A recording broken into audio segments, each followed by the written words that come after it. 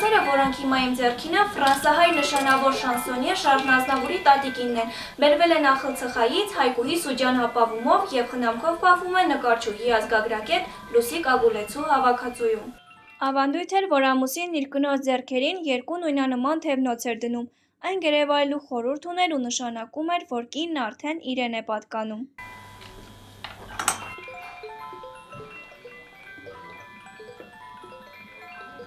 1969 թվականին նկարչուհին նվեր ստացավ իր առաջին հայկական զարդը, այս արծաթե գոտին, այն նվիրել էր ամուսինը, քանդակագործ Յուրի Սամվելյանը։ Շրջելով թանգարանում ու նայելով այս զարդերին միտք է առաջանում, թե ինչու են կանայք և տղամարդիկ հնում ավելի շատ զարդեր կրել և հաշվի առել դրանց նշանակությունը, քան այսօր, երբ զարդերը կրում են միայն որպես աքսեսուար։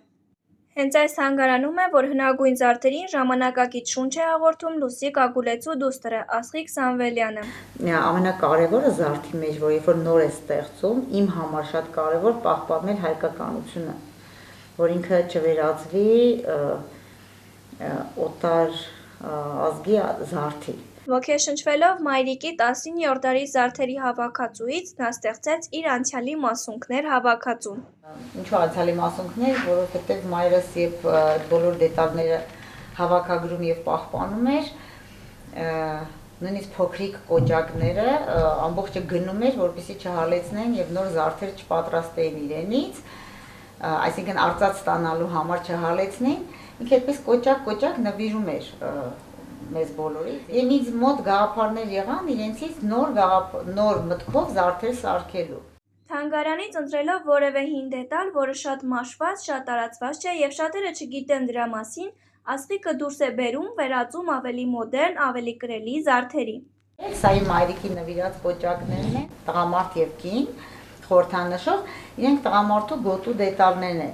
Եթե նկատեցիք, իմ զարդերի բոլոր դետալները մեծամասնությամբ վերցրած է հենց հին նմուշներից, համարյա թե պահպանված է, շատ փոփոխության չի ենթարկված, դա նպատակ էր, որպեսզի իրենք անցյալի մասունքները վերադառնային այսօր։ Եթե նույնիսկ շատերը չկրեն, բայց իրենք փոխանցեն իրենց սերունդներին։ Զարդերի պատմությունը շատ խորն է, դրանք ունեցել են զորության խորհրդանիշ, կրողին տվել են ուժ և զորություն, նաև պահպանել հիվանդությունից, այդպիսին են եղել վիշապավզնոցները։ Ես պահպանել եմ վիշապների բնավորության գիծը, այսպես ասած, խծանշանները հիմնական, պահպանելով գլուխները երկգլխանի իրենք վիշապներ են, և իրեն այս կենտրոնում նաև կցելով կենաց ծառը։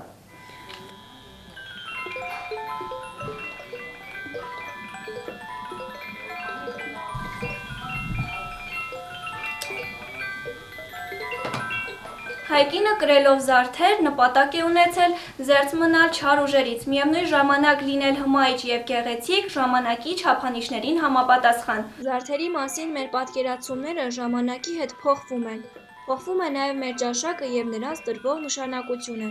Սակայն մի բան անփոփոխ է. դրանք մեր մշակույթի կարևոր տարրերից են, իսկ դրանց պահպանումը մեր կարևորագույն դերը։